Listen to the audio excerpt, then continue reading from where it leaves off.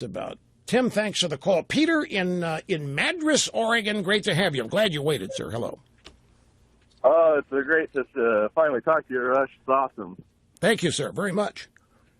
I was just wanted to point out that the Democrat voters really don't have any candidates, and I think that they're all kind of leaning towards Trump. And I don't think it's because...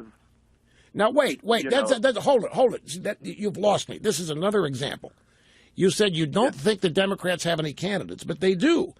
They've got Hillary, and they've got Martin O'Malley, and they've got Biden, and they've got Bernie Sanders, and there are people excited about all of them. I don't know. It doesn't really seem like that. I mean, I don't know. Maybe it's just because I always see the other side of it. But when I was listening to Trump on 60 Minutes, he also talked about that if it didn't matter, if it cost him votes, he still wanted to get national health care that would work for everybody. And, I mean, along with that and his tax increases for the hedge funds and all of the other things, I think that I'm in full support. I'm a big Trump guy, and that's why I like him, is because he has his own thing, and he is going to do what he wants to do. So, okay, so what you're doing then, you are hoping Democrats are losing interest in Hillary and Sanders and the others, and you're hoping that they will sidle up to Trump. Well, I'm not hoping. I think it's already happened, and we just don't see it yet. I think that there's so many registered Democrats that are in favor of Trump, but I could be completely wrong. I'm kind of speculating. Okay, hang on now. Where have you seen that?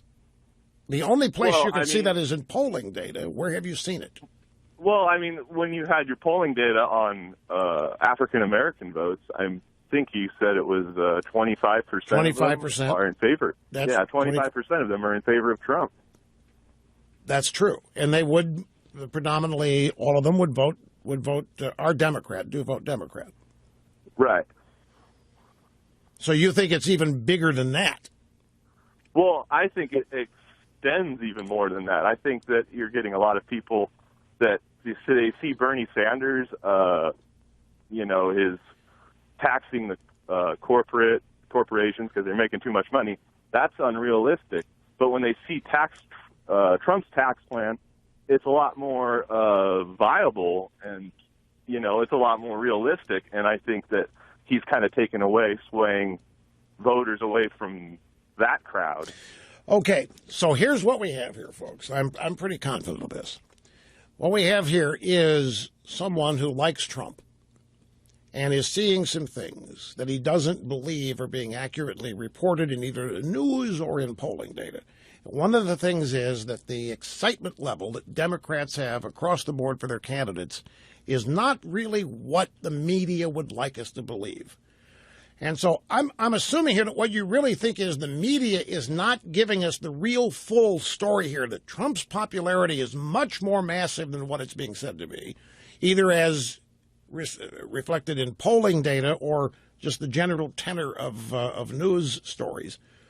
Well, when you boil it all down, what he's asking here is how many Democrats might be tempted to vote for Trump down the road. And I don't know that would become relevant until after the primaries are over and Trump actually is the nominee.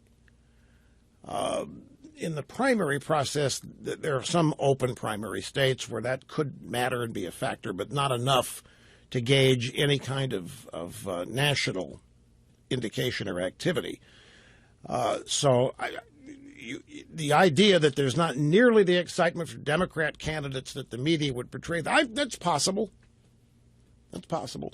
But again, all of it is supposition right now, or in some cases, gee, I hope this is happening.